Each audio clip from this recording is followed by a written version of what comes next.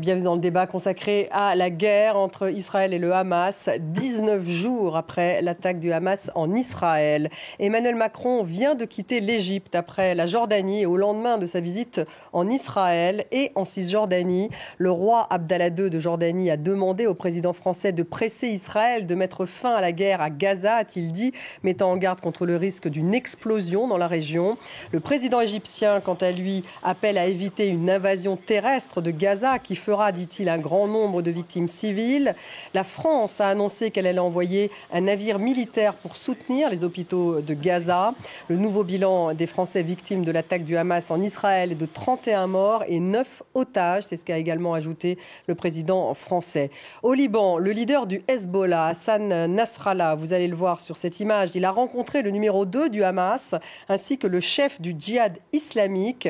Nasrallah aurait évoqué la nécessité de se coordonner afin de résister, de créer un axe de résistance anti-Israël. Cette rencontre alors que des affrontements quotidiens opposent le Hezbollah à Israël à la frontière sud du Liban. Sachez aussi que selon le Wall Street Journal, Israël a accepté de reporter l'offensive terrestre, c'est ce que dit le quotidien américain, afin que les États-Unis puissent avoir le temps de renforcer leur défense antiaérienne dans la région.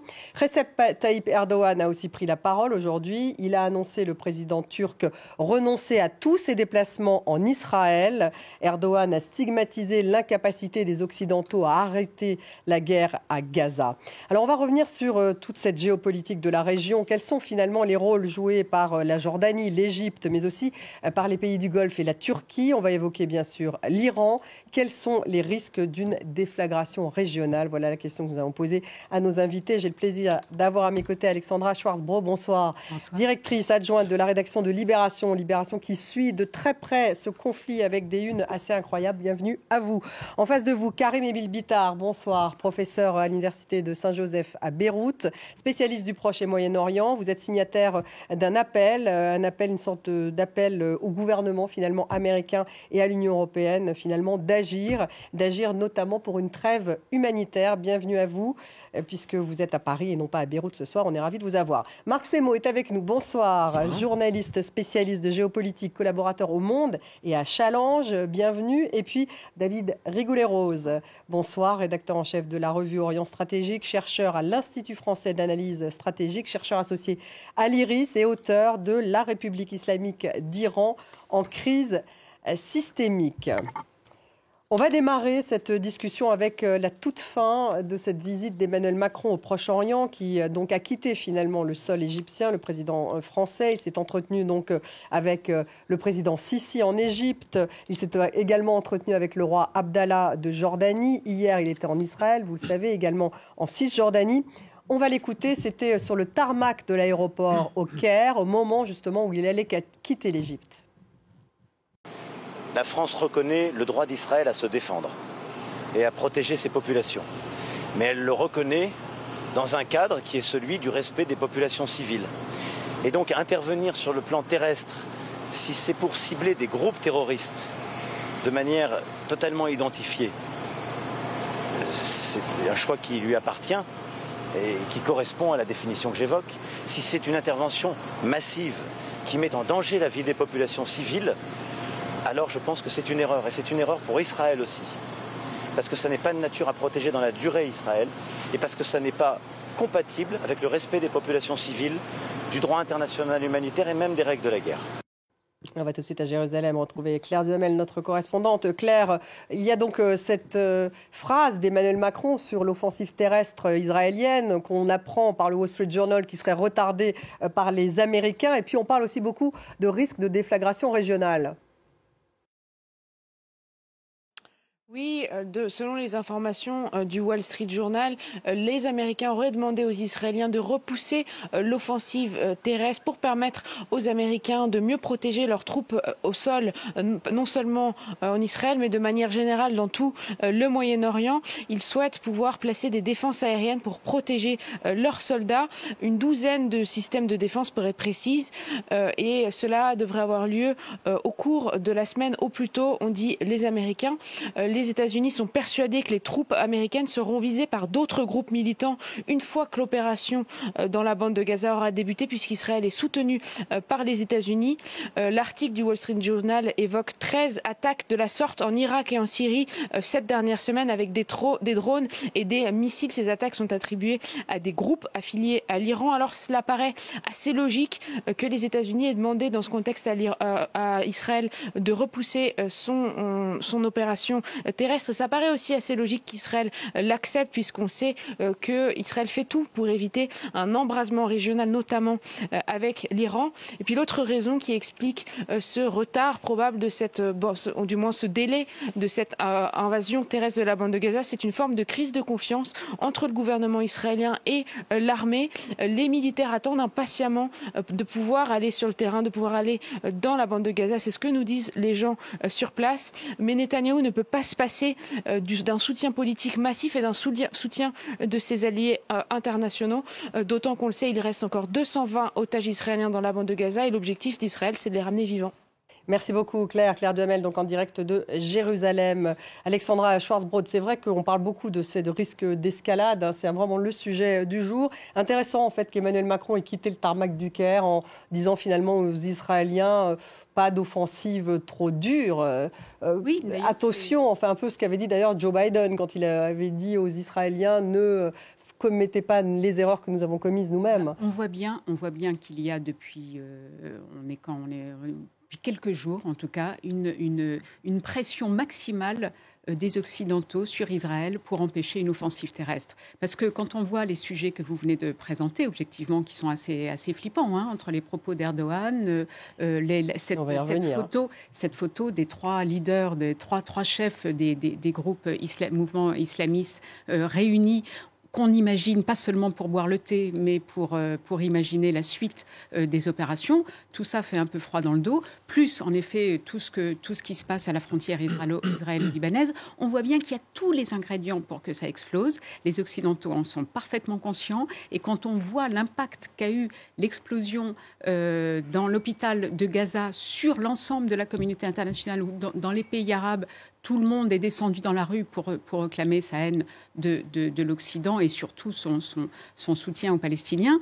On voit bien qu'une offensive terrestre qui ferait forcément un nombre de morts incroyable dans la population civile palestinienne risquerait d'embraser toute la région et d'accélérer les attaques contre des Occidentaux, les Américains. Et surtout, il y a aussi, on n'en a pas parlé, mais il y a aussi les otages. C'est-à-dire qu'en ce moment, tous les pays qui ont des otages entre les mains du Hamas sont en train de faire des pressions dingues auprès du Qatar, de l'Égypte pour les récupérer. Et ils savent que s'il y a une offensive terrestre, ils ne récupéreront très certainement pas leurs otages vivants. Karim Elbita, on apprend à l'instant que Benyamin Netanyahou affirme qu'il faudrait un consensus sur le timing justement de cette offensive terrestre. Donc ils sont encore en train d'en discuter. Notre correspondante nous disait qu'il y a vraiment un débat d'ailleurs en Israël. Est-ce qu'on peut redouter cette déflagration régionale ? Le cocktail est en effet assez explosif, comme cela vient d'être dit, non pas seulement parce que nous assistons à une reconfiguration géopolitique à la vitesse grand V, mais parce qu'on touche véritablement aux émotions. On est dans le registre où ce sont les instincts qui s'expriment, les passions. On voit que les monarques jordaniens, qui sont historiquement très proches des États-Unis, prennent une position assez ferme. On voit que M. Erdogan revient à sa rhétorique d'il y a une dizaine d'années, très anti-israélienne. Comme la Turquie est membre de l'OTAN, ça montre quand même que la proposition d'Emmanuel Macron hier de faire une vaste coalition similaire à celle de l'État islamique était une proposition assez hasardeuse. On voit mal comment la Russie, l'Iran, l'Arabie saoudite, la Turquie, dans le contexte actuel, pourraient se joindre à ce type d'opération. Mais ce qui m'inquiète le plus, c'est ce retour du tribalisme dans les relations internationales. On a le sentiment que chacun est sommé de choisir son camp, de se précipiter de façon pavlovienne à la défense d'Israël ou des Palestiniens. Et cela handicape tout débat politique. C'est véritablement problématique dans les milieux universitaires. On a le sentiment que le monde est en train de se scinder en deux. Marc Sémon, sur ce risque d'escalade. Ce risque d'escalade on est au bord du gouffre. On va éviter les clichés là-dessus, mais simplement, l'offensive terrestre est évidemment sur la table. On voit mal pour le moment ce qui pourrait être une alternative à l'offensive terrestre. Bon, le Hamas a fait ce qu'il a fait, 1400 morts, des citoyens israéliens, civils, tués du seul fait d'être juifs. Donc le choc en Israël est quelque chose d'immense. Et là, Benjamin Netanyahou appelle les citoyens à prendre les armes. À partir de là, il est nécessaire pour Israël, et c'est compréhensible, ce que reconnaît Emmanuel Macron et les autres dirigeants, le droit de se défendre. Les structures militaires du Hamas sont là. On sait que les bombardements, aussi massifs soient-ils, outre être dévastateurs pour les civils, ne règlent pas la question des tunnels, même les bombes pénétrantes, etc., à 60 mètres, ne règlent rien. Donc, cette offensive, effectivement, est un pari. Le leadership israélien n'a plus le droit à l'erreur. Mais en même temps, pour le moment, on ne voit pas ce qui permettrait autrement de résoudre cette question de la menace du Hamas. Alors, elle est retardée pour d'évidentes raisons. Quand les Américains disent qu'on a besoin de temps pour installer des défenses antiaériennes, c'est une évidence que les bases américaines en Irak, etc., seront Jordanie, visées. Koweït, Émirats, Syrie, Arabie Saoudite. Voilà. Les Israéliens, je finirai là-dessus, ont aussi besoin de temps pour parfaire l'entraînement de leurs rappelés, qui sont des gens de la réserve, donc même s'ils sont dans les unités combattantes, ils ont besoin de se remettre un peu à jour d'un point de vue opérationnel avec les robots, sur les nouvelles techniques du combat urbain, etc. Donc on est encore dans une logique où il n'y a pas de raison de se précipiter, mais je pense effectivement que l'engrenage est en marche. Pour terminer justement, David Rigoulet-Rose, donc un déploiement, ça serait ça, de la part des États-Unis, d'un système anti-aérien, c'est ça, de défense anti-aérien. Donc je cite les pays cités par le Wall Street Journal. Il parle de la Jordanie, du Koweït, des Émirats, de la Syrie et de l'Arabie Saoudite. C'est le système THAAD, notamment. C'est-à-dire c'est un système antibalistique de protection effectivement des troupes. On va dire l'urgence là pousse les Américains à monter le curseur en termes d'investissement militaire, d'ajustement. Clairement, tous les voyants sont en rouge. Et vu que effectivement là, on pourra pas, il y a un petit délai par rapport à l'opération militaire, mais elle aura lieu. Et donc là, le problème de l'engrenage va se poser, et incontestablement. Et il est vraisemblable que les États-Unis ont intégré l'idée qu'ils vont intervenir. D'où, en fait, cette protection. Oui. Mais alors, est-ce que ça met de l'huile sur le feu, cette avance des Américains, ou au contraire, ça aura Non, c'est ni l'un ni l'autre. Ils ont envoyé des messages déjà pour éviter la logique escalatoire. Ils l'ont fait à plusieurs reprises, mais ils se rendent compte que c'est pas forcément suffisamment dissuasif et que le risque de l'engrenage est bien là déjà. Oui. Ensuite, protéger leur base est plutôt désescalatoire, parce que s'il y a 20 morts américains sur une base à cause d'une roquette tirée par les Houthis depuis le Yémen, les effets d'engrenage sont bien pires que s'il y a un système genre dôme de fer, même si c'est à plus petite échelle, qui protège les bases et où il n'y a pas de victimes, où il n'y a pas de victimes américaines sur les bases. En tout cas, Emmanuel Macron, donc qui revient de Jordanie et également d'Égypte, a affirmé d'ailleurs sur le tarmac de l'aéroport du Caire que ces pays étaient inquiets justement d'une escalade. On va écouter la reine Rania de Jordanie qui a donné une interview sur CNN à Christiane Armancourt. Je vous en propose un extrait. Au cours des 2 dernières semaines, nous avons assisté à un double standard flagrant dans le monde. Lorsque le 7 octobre s'est produit, le monde a immédiatement et sans équivoque soutenu Israël et son droit à se défendre et à condamner les attaques qui se sont produites. Mais depuis quelques semaines, nous assistons à un silence mondial. Les pays ont cessé d'exprimer leurs inquiétudes et de reconnaître le nombre de victimes, mais toujours avec une déclaration préalable de soutien à Israël. C'est la première fois dans l'histoire moderne qu'il y a une telle souffrance humaine et le monde n'appelle même pas un cessez-le-feu. Ce silence est inquiétant et pour de nombreux habitants de notre région, il rend le monde occidental complice. Alexandra, l'Occident complice, on retrouve ce discours beaucoup auprès d'ailleurs des populations qui manifestent dans les pays arabes, et là vraiment formulé par la reine Rania, également par le roi Abdallah. Qui est d'origine palestinienne, il faut le rappeler, donc d'où son émotion, et on sent bien qu'elle est bouleversée par ce qui s'est passé et par ce qui se passe à Gaza, et à juste titre. C'est vrai que la situation de Gaza actuellement est monstrueuse. Je ne sais pas si je ne crois pas qu'on qu'on puisse visualiser ailleurs qu'à Gaza ce qui se passe là-bas, avec des gens qui meurent de faim, qui meurent de froid, qui meurent de tout. C'est monstrueux ce qui se passe là-bas. Et ça, c'est vrai que le monde, je crois, quand on n'a pas vu ce qu'était Gaza, je crois qu'on ne peut pas visualiser ce que c'est. C'est quelque chose de terrible.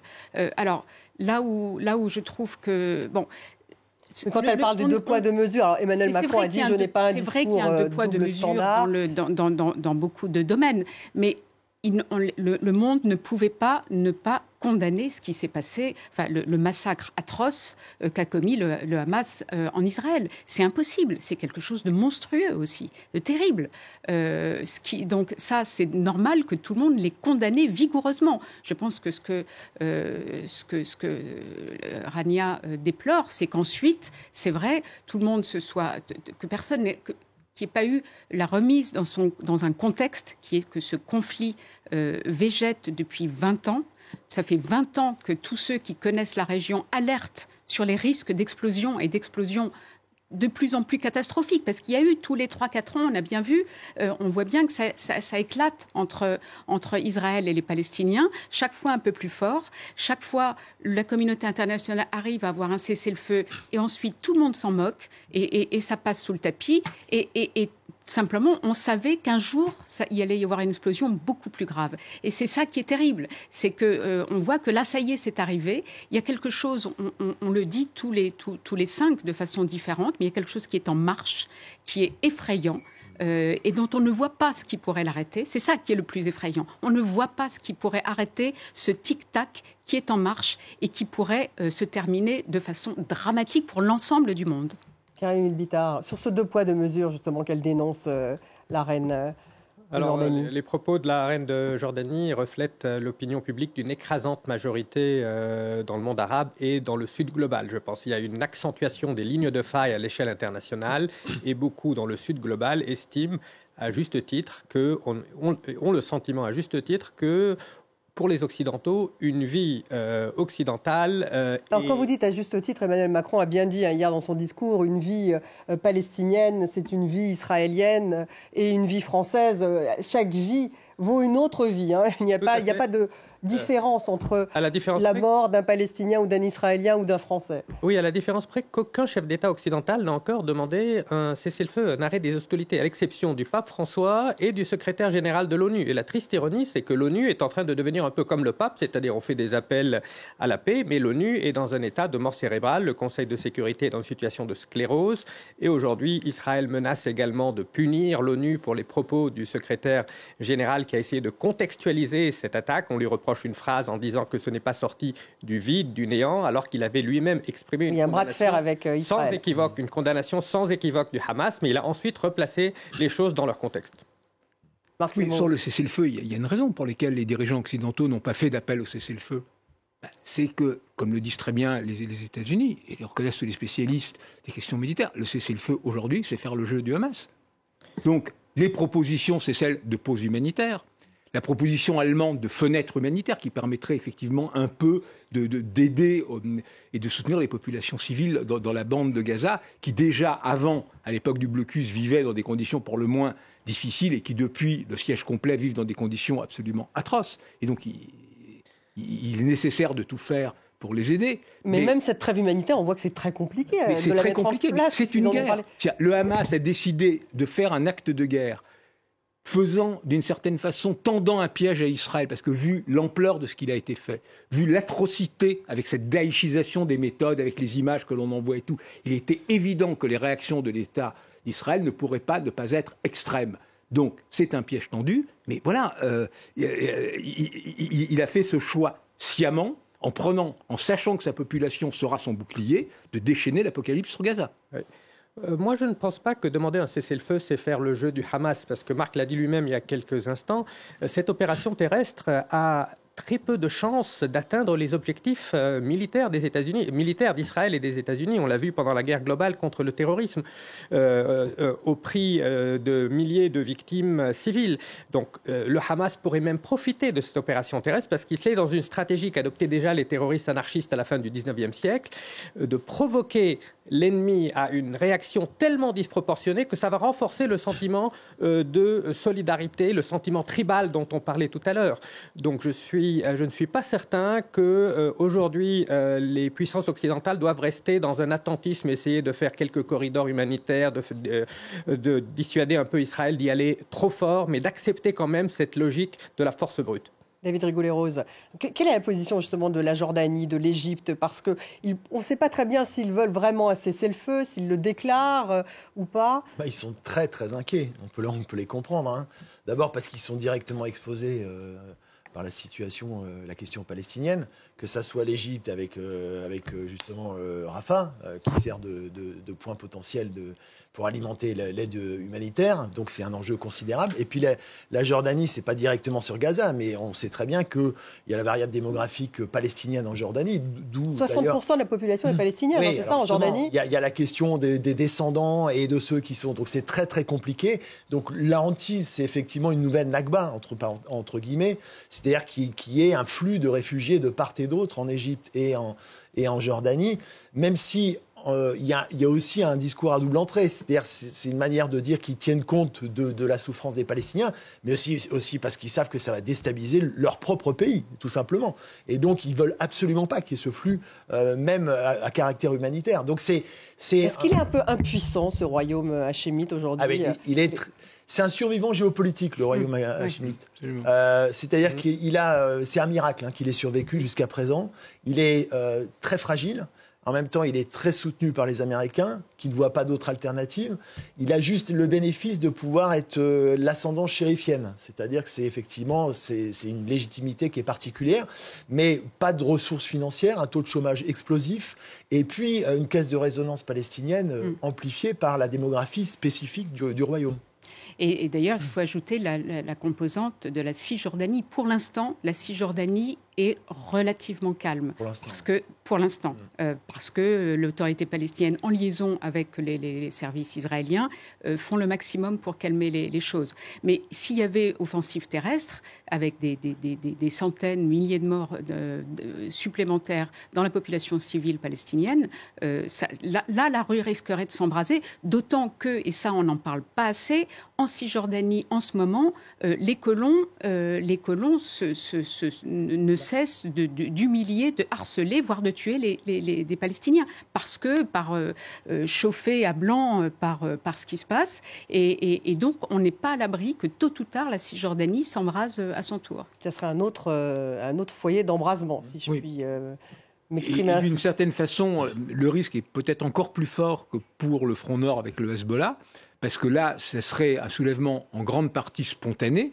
Il y a tous ces nouveaux groupes qui se sont créés ces dernières années, les Lions, comme il y avait les Lions de Lénine, je me souviens de Lénine. Enfin, il y avait ces groupes très radicaux, mais qui étaient spontanés, donc que personne ne contrôle, alors que sur le Front Nord, avec le Hezbollah, on est dans un jeu extrêmement dangereux, mais un jeu très calculé, avec à chaque fois des attaques très calibrées, des tirs très calibrés. Ça avait commencé aux fermes de Sheba, qui était un territoire que revendique à la fois Israël, le Liban et la Syrie, donc c'était un truc neutre. Enfin, ça s'est un peu élargi depuis. Voilà, ça s'est élargi depuis, mais ça reste contrôlé, ce qui n'empêche pas que ça peut effectivement basculer, mais pour le moment, on n'imagine pas, sauf s'il y a effectivement l'offensive terrestre et encore, que le Hezbollah prenne, sans l'accord de Téhéran, la décision de faire une guerre ouverte et totale à Israël. Alors justement, c'est au Liban que ça a eu lieu. Le leader, je vous le disais dans cette introduction, du Hezbollah, Hassan Nasrallah, qui a rencontré donc le numéro 2, on va revoir la photo, du Hamas, Saleh al-Haruri, et le chef du djihad islamique, Ziad Nakaleh. Donc vous voyez cette image. On ne sait pas, elle n'est pas véritablement, on pense dans la presse, en tout cas il est dit que c'était hier, au Liban. On ne connaît pas l'endroit spécifique, mais en tout cas elle a eu lieu, et les trois hommes auraient passé en revue les derniers événements à la fois à Gaza, et puis donc parlerait de cet axe. Votre réaction, Karim-Émile Bittard, il y a effectivement une sorte de stratégie qu'ils définissent ensemble. Oui, cette coordination n'est pas nouvelle, elle remonte à plusieurs années, mais ce qui est frappant, c'est que depuis les 19 jours qu'a commencé cette guerre, le chef du Hezbollah n'a fait aucun discours public alors qu'il nous avait habitués en période de crise à parler parfois de façon hebdomadaire, parfois même quotidienne.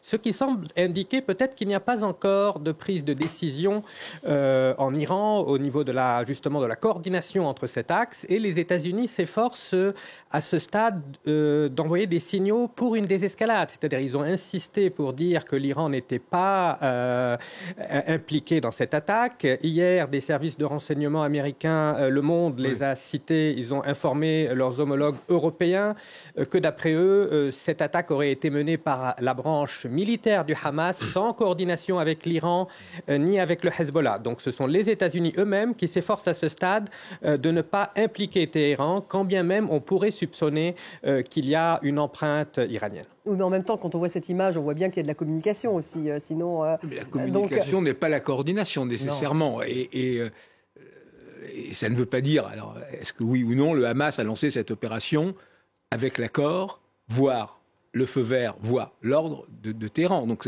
tout ça reste une partie que les historiens creuseront. Alors effectivement, il y a eu ce rapport des services secrets, mais qui va tout à fait, comme disait très bien Karim, dans le sens de ce que veulent les Américains. Pour le moment, on essaye de ne pas dramatiser la situation. Mais là, on peut parler d'axe tout de même, David Rigoulet-Rose. Ce qui est avéré, c'est que ce type de réunion n'est pas la première. Depuis plusieurs mois, il y a une succession de réunions qui ont eu lieu notamment à Beyrouth et à Téhéran.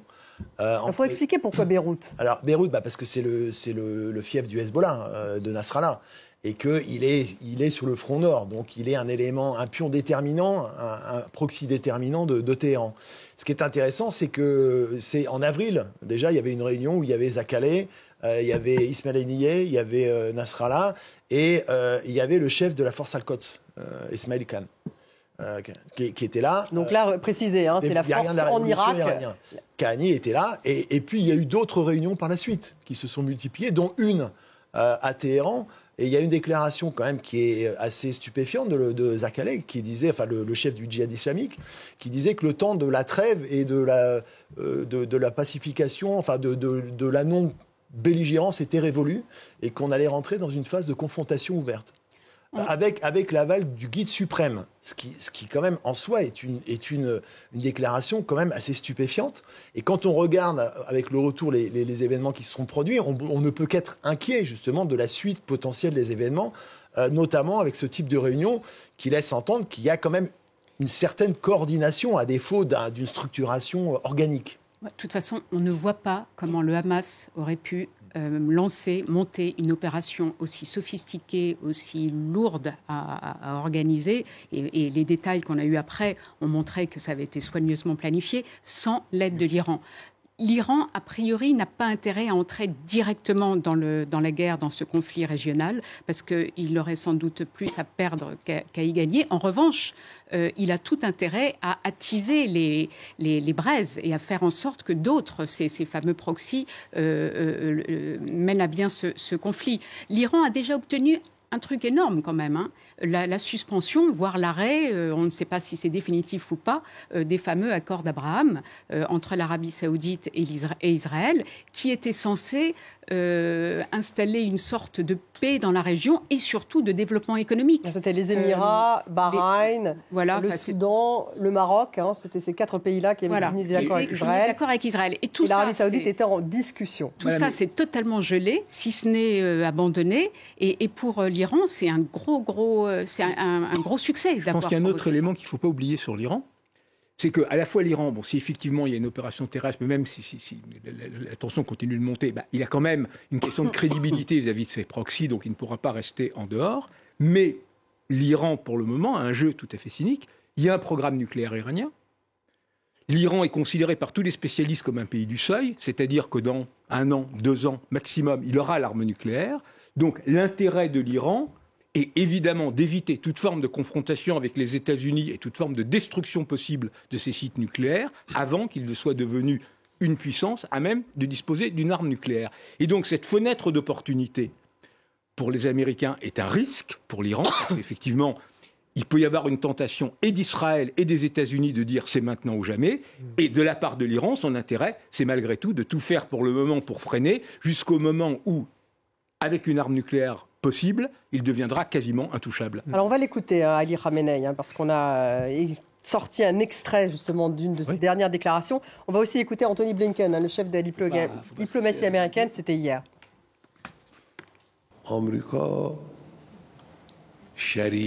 Dans ce cas, l'Amérique est définitivement complice des criminels, c'est-à-dire de ce crime.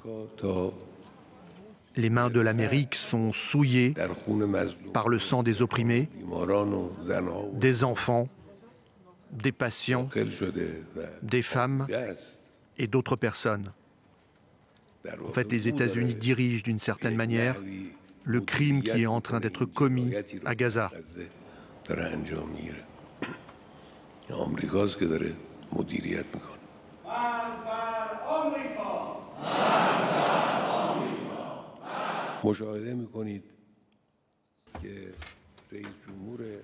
Les visites successives des présidents des États-Unis et d'autres pays maléfiques et oppressifs, tels que l'Angleterre, la France et l'Allemagne en Palestine occupée, constituent une tentative d'empêcher la destruction du régime usurpateur.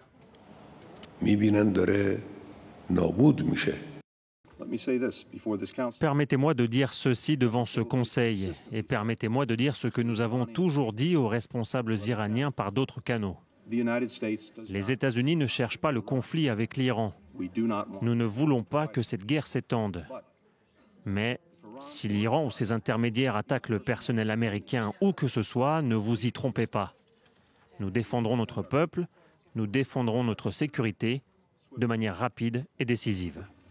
Karim El-Bitar. Alors, la présence des 2 porte-avions américains en Méditerranée, le USS Ford et le USS Eisenhower, a pour principal objectif de dissuader l'Iran. Mais le paradoxe, le principal, ce qui est particulièrement intéressant en ce moment, c'est de noter que les seuls sons de cloche un peu pro-israéliens au niveau des opinions publiques dans le monde musulman, c'est en Iran qu'on les entend, notamment dans certains milieux monarchistes, les nostalgiques du Shah d'Iran, etc. Il y a une telle hostilité d'une grande partie de la population au régime qu'ils vont jusqu'à préférer une alliance avec Israël pour voir tomber ce régime. Mais il pèse lourd. Oui, c'est assez minoritaire ce que vous décrivez. Non, paradoxalement, des études ont montré que cette première révolution islamique dans le monde, en 1979, a donné naissance, 45 ans après, à l'une des sociétés les plus sécularisées dans le monde musulman. C'est-à-dire que les mosquées sont vides, les gens, en réaction à l'autoritarisme du pouvoir, s'éloignent de la religion et parfois développent un sentiment, deviennent des faucons parce qu'ils veulent en finir avec le régime. C'est en réaction véritablement à cette théocratie. Mais sur le point, justement... je dirais diplomatico-sécuritaire. Là, on voit bien quand même que l'un répond à l'autre sur ces deux... Non, mais pour confirmer ce que disait Karim, c'est effectivement, il y a eu au moment des manifestations en Iran des cris ni Gaza, ni le Liban. Sous-entendu, on ne veut pas que l'argent serve à ça. Et c'était la population. Donc le paradoxe, c'est que l'inversion en fait de l'image du monde arabe, où les gouvernants s'alignent sur l'Occident parce qu'ils ont peur pour leur siège, entre guillemets. Et la rue arabe s'enflamme. Et là, en revanche, c'est l'inverse. C'est la structure du Nizam, du système iranien, qui est farouchement antisioniste, alors que la population, effectivement, est sécularisée et que souvent, il n'y a pas du tout de sentiment anti-israélien en tant que tel. C'est le paradoxe de la situation, mais on est dans une logique d'engrenage. Et on n'est jamais à l'abri d'un dérapage. Et là, le positionnement des uns et des autres, et même de l'Iran, est très dangereux parce que l'Iran est sur une ligne de crête. Et vous évoquiez la fenêtre, effectivement, des 2 ans. Il joue un jeu aussi qui est subtil, mais dangereux. Oui. Vous voulez rebondir ? Un jeu subtil mais dangereux. Alors on va écouter quand même aussi l'autre acteur de cette journée, c'est le président turc Recep Tayyip Erdogan qui a annoncé lui renoncer à tous ses projets de déplacement en Israël. Il l'a annoncé aujourd'hui. On va l'écouter. Le Hamas n'est pas un groupe terroriste. C'est un groupe de libérateurs et de moudjahidines qui se battent pour protéger leurs terres et leurs citoyens.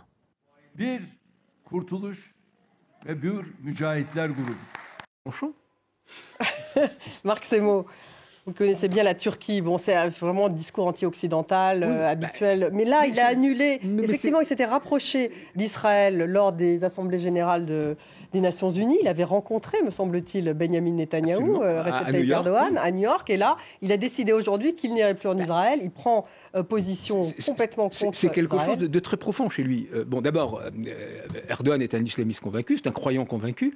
Il est convaincu même d'avoir été appelé par Dieu avec cette mission de rendre à la Turquie tout son lustre et à l'islam toute sa force en tant, et la Turquie en tant qu'héritière de l'Empire ottoman.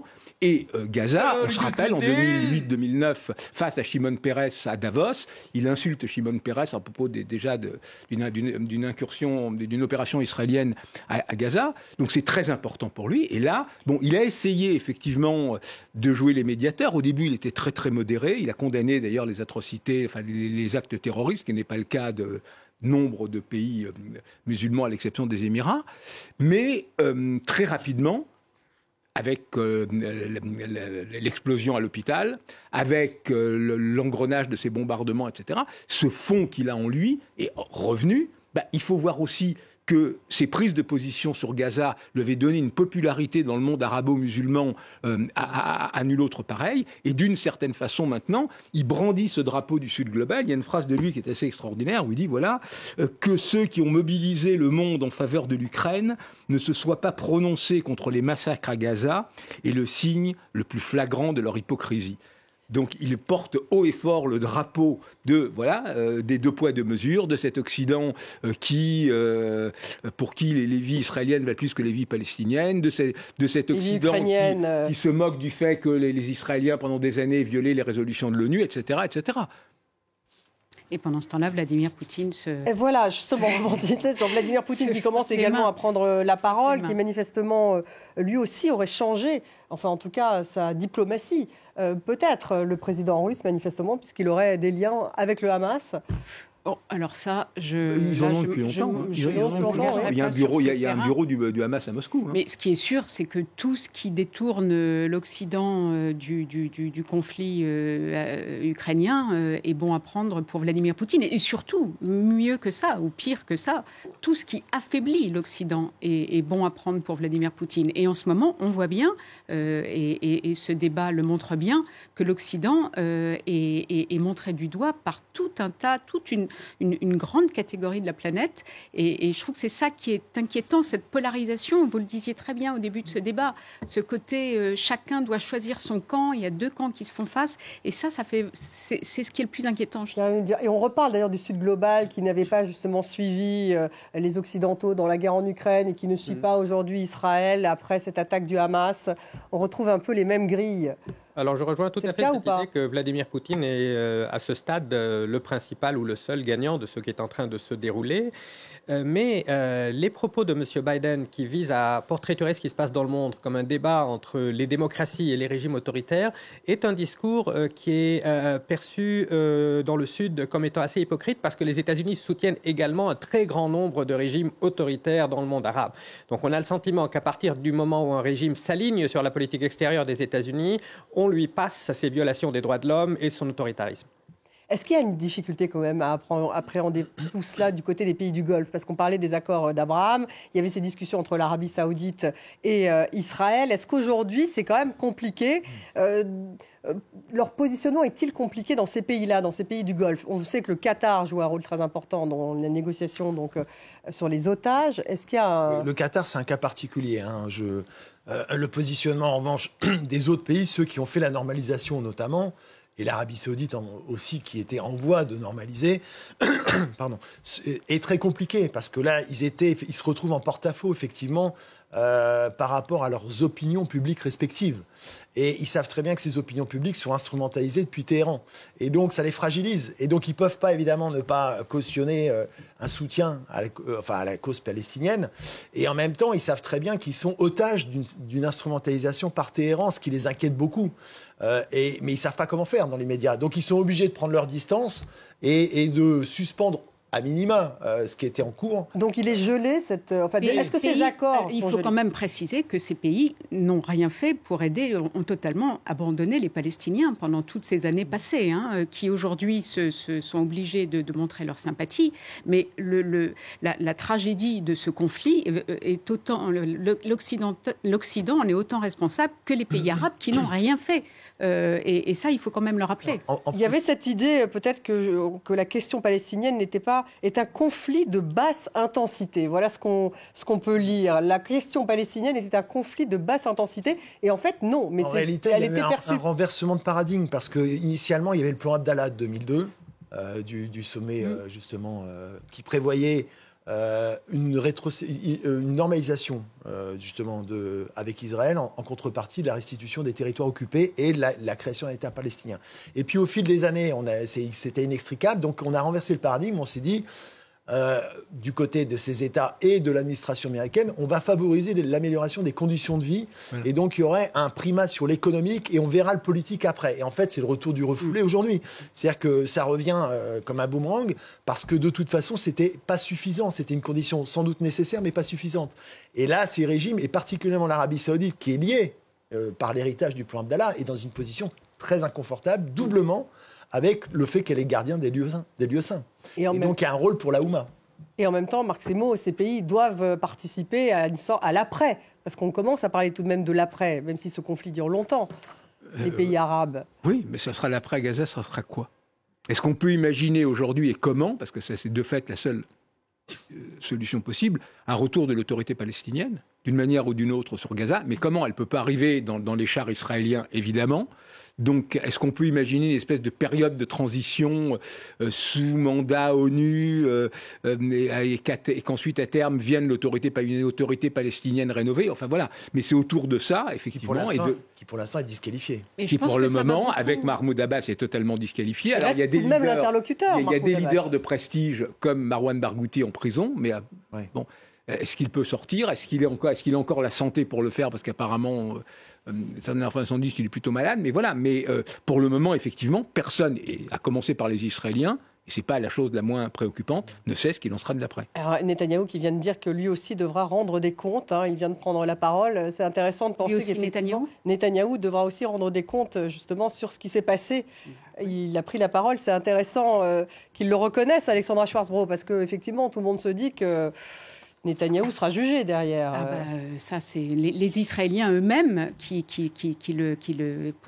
avaient pour lui une certaine sympathie, eux-mêmes le réclament parce qu'ils ont été horrifiés par les carences de la sécurité israélienne qui sont largement dues à sa politique et son alliance avec l'extrême droite. Non, le problème aussi de ce conflit, c'est que les deux qui sont censés qui sont au pouvoir sont tous les deux des hommes affaiblis, que ce soit Mahmoud Abbas qui ne représente plus rien pour les Palestiniens, qui est totalement discrédité, et Benyamin Netanyahou, dont on sait que ce n'est pas lui, c'est pas l'homme du futur. Donc moi, je crois beaucoup aux hommes ou aux femmes, j'espère, une femme en Israël ou dans les territoires palestiniens.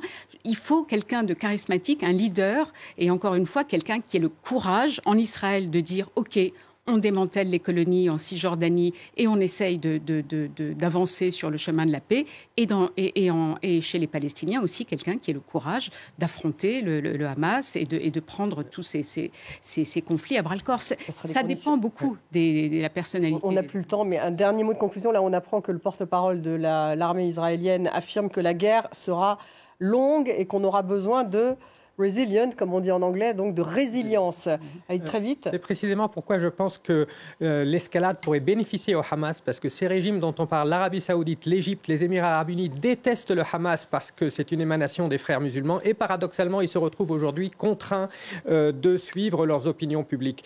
Donc, ce n'est pas le cessez-le-feu, à mon avis, c'est l'escalade qui profiterait au Hamas. Marc Semo, vous vouliez dire un petit mot de conclusion ?